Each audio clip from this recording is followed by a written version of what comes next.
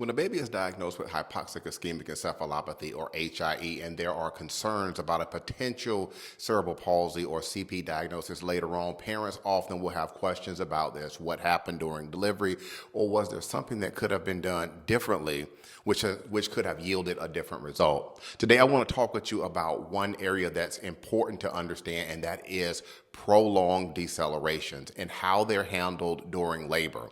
We're looking at this from a medical legal standpoint, and what that means is that we're going to be focusing in on whether the standard of care was followed and whether certain actions or inactions could have caused your baby's injuries. Now, a prolonged deceleration, this happens when your baby's heart rate slows down significantly for, let's say, more than 2 minutes, but less than 10 minutes.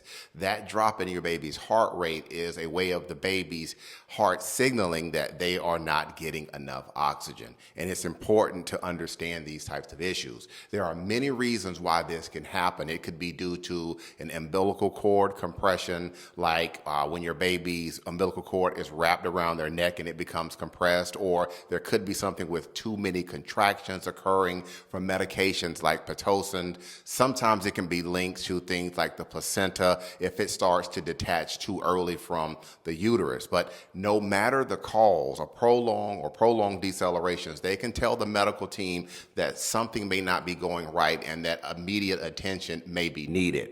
In some situations, these decelerations can be reversible. So for example, if the cord is temporarily compressed, repositioning the mother or stopping Pitocin might be able to improve blood flow and help the baby recover. But here's something that you have to know.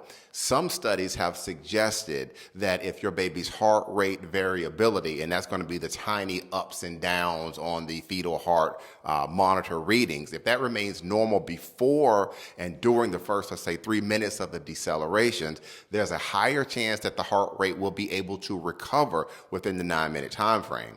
This means that the baby's oxygen reserves are still intact, and with the right amount of action, sometimes these types of situations can be turned around. But on the other hand, if the cause is something severe like a complete placental abruption, or the cord is completely blocked, or something like that, in those cases, it might not be reversible. And in these moments, it becomes critical for the medical team to recognize the seriousness of the situation and to act accordingly. And that could even mean moving to an emergency C-section if need be. The difference between a reversible and non-reversible situation is what can make the outcome either better or tragically worse.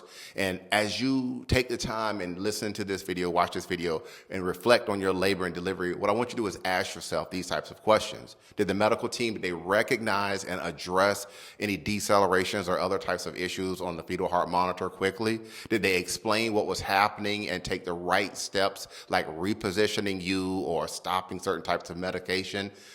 If recovery wasn't possible, did they move fast enough to an emergency C-section to protect your baby? These are important types of questions because in some cases, delays or missteps along the way, they can lead a baby to suffer an HIE brain injury or subsequent CP diagnosis. Prolonged decelerations are moments when every second matters, and when you're left wondering if more could have been done to help your baby, it's okay to ask these types of questions.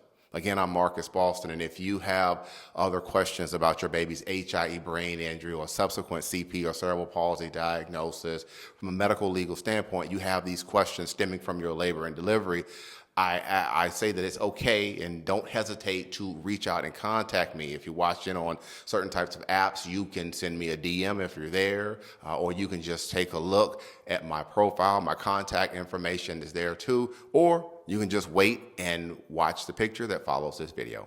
All right, that's going to be it for this afternoon's quick educational video. Have a great afternoon, everybody.